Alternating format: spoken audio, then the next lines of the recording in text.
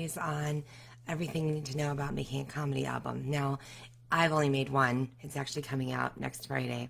But I'm telling you all about the path so far for making this album and what I went through and the things I was thinking about. There's a couple of other videos about this, so you can look at other Facebook Lives that I've done, or look if you're on YouTube, the other ones as well. But this one is about should you use a label or should you self-produce your album? Full disclosure, I actually signed a contract with Stand Up Records. They're a label based out of Minneapolis, Minnesota. They're pretty fantastic. They've got a bunch of big comedian names on the label, as well as some people that they find this their first album. So they do first albums, and they have like Lewis Black, Maria Bamford, Jackie Cation, Dante Powell, Tim Harmston, Robert Burrell. There's a bunch of Cy Amundsen's done stuff with them, Chad Daniels. There's a bunch of fantastic comedians on the label. So what are the advantages to using a label? First of all, if they scout you and want to sign an agreement with you, that's fantastic in a way that someone's paying attention to you. Because labels already have an automatic in with a lot of the media that you're going to want to talk to.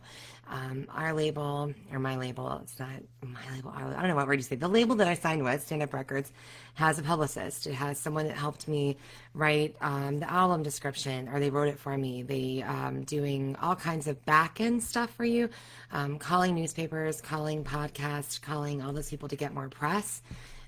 They got me on Sirius XM. My whole album was optioned onto Sirius. That's completely just due to the fact that it got to the front of the line because Stand Up Records was making the record. I think if I self-produced, it's a lot harder road to get to that point where people pay attention to you. The flip side of having a label versus self-producing is if you have a label, they're going to need to get paid.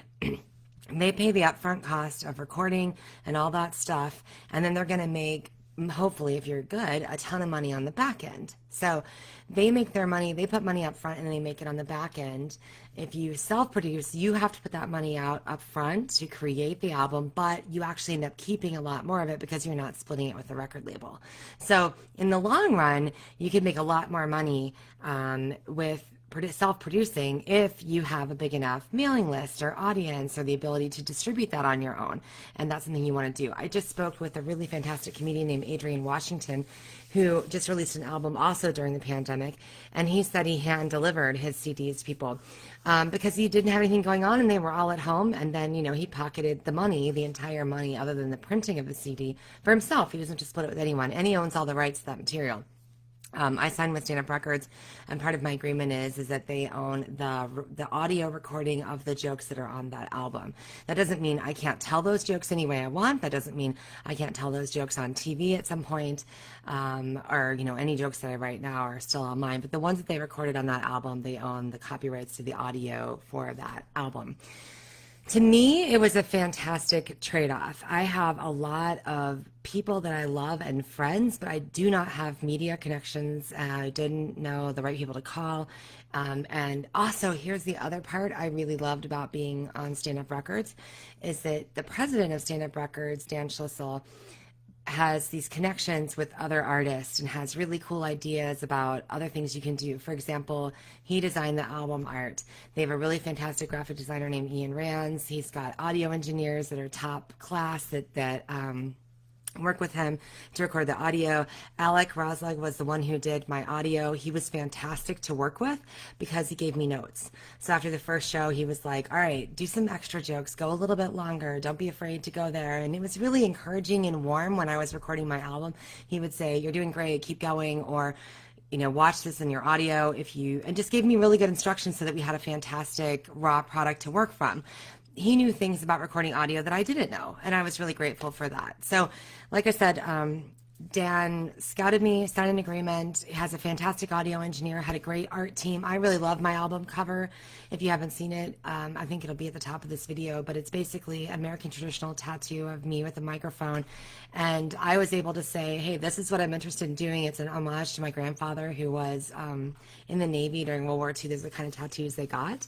And so I said, this is what I want to do. This is what I want to call the album. This is the title of the tracks. This is what I think the order the tracks should be in. This is how it should be edited. I had all of that creative control, with the bonus of them making all kinds of cool stuff on the back end. So for me, it was a total win. I'm really happy with my relationship with them. They also, and part of the reason I'm waiting to this video, was able to talk to a really talented animator to get an animated bit done of one of my favorite tracks. So that is about to hit the universe at this point. When you're watching the video, it's probably out there.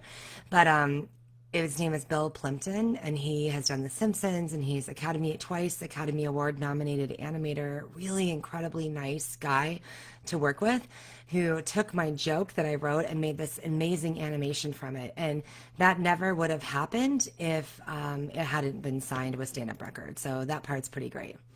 I think for me, that was the big consideration. So if you don't have the attention of a record label and you have not been signed and you want to self-promote your album, then the next thing you really need to think about is your strategy on how you're going to promote it, because that is going to be all on you. So I have a whole nother video talking about album launch strategy, because I have read a ton about it in the course of releasing this album, and have also interviewed a bunch of other comedians about what they did. So we'll talk about that in another album. So if you don't have a record label saying, hey, we want to release your stuff, do not fret. People self-produce all the time, very successfully. My friend Jason Schomer produces his own albums. I shot the cover art for his album, and he sells them in his show, and it's fantastic. It's just you have to be more clever about the strategy, because you're going to have to do all that legwork on your own. But then you get to keep a lot more of the money. So that's the way it goes. To me, I felt like I'm giving up a chunk of the money to the record label, but it'll sell a ton more because I have a label than it would if I was trying to do all the promotion on my own. So that's the decision that you have to make as an artist. And I'm sure music artists do the same deal, and all kinds of other artists that either sign with an agent or sign with a gallery. You're going to give up a portion of the money in order to get the push of the artistic clout that you're going to get with an organized label or gallery or representation in some way. So I hope that helps you a little bit in figuring out whether you want to self-produce or you want to use a record label. That's it for now. Thanks. Bye.